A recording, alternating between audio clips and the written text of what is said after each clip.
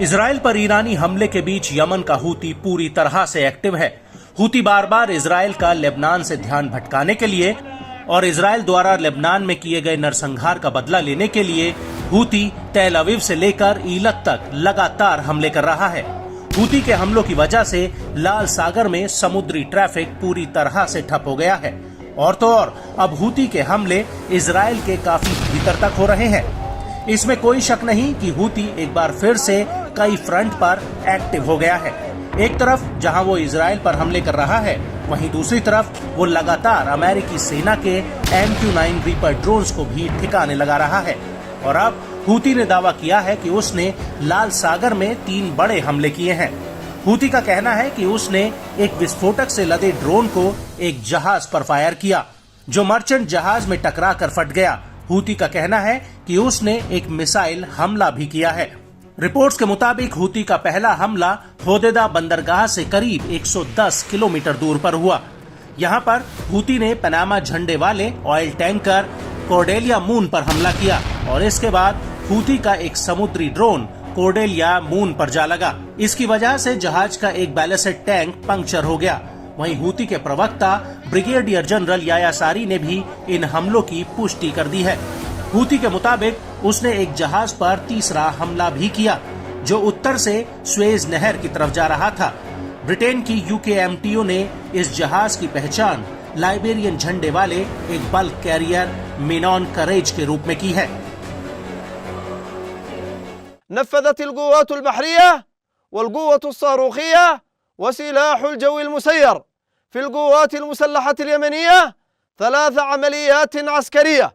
الأولى استهدفت سفينة كورديليامون النفطية البريطانية في البحر الأحمر، وتم استهدافها ب8 صواريخ باليستية ومجنحة وطائرة مسيرة وزورق مسير، وقد أدت العملية إلى إصابة السفينة إصابة بالغة بفضل الله. العملية الثانية استهدفت سفينة ميراثوبوليس في المحيط الهندي بصاروخ مجنح.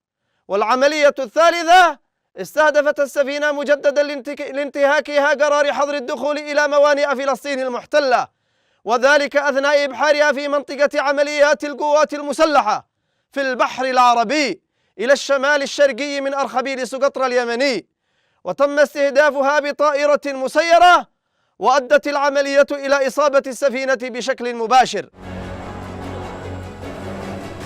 गौर करने वाली बात यह है कि हूती के हमलों की वजह से पूरी दुनिया का समुद्री कारोबार चरमरा गया है। 1 साल पहले तक लाल सागर से करीब $1 ट्रिलियन का कारोबार होता था। वहीं हूती ने इसी रूट पर करीब 80 मर्चेंट जहाजों पर मिसाइलें और ड्रोन हमले किए हैं। हूती ने एक जहाज को हाईजैक कर लिया है, जबकि 2 जहाजों को लाल सागर में डुबो ही दिया है, जिसमें 4 सेलर्स की मौत हुई थी।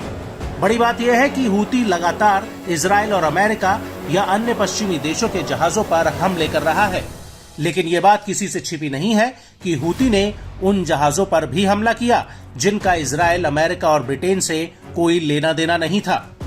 आपको ये भी बता दें कि हूती ने आखिरी बार मर्चेंट जहाज पर 2 सितंबर 2024 को हमला किया था। इसके बाद पिछले हफ्ते ही उसने अमेरिकी युद्धपोतों पर हमले की जिम्मेदारी ली थी। हूती के मुताबिक उसने 3 अमेरिकी युद्धपोतों पर 1 दर्जन से ज्यादा बैलिस्टिक मिसाइलें, एंटीशिप क्रूज मिसाइलें और 2 ड्रोन फायर किए थे। हूती का दावा है कि ये तीनों ही युद्धपोत बाब अल मंदेब स्ट्रेट से होकर गुजर रहे थे।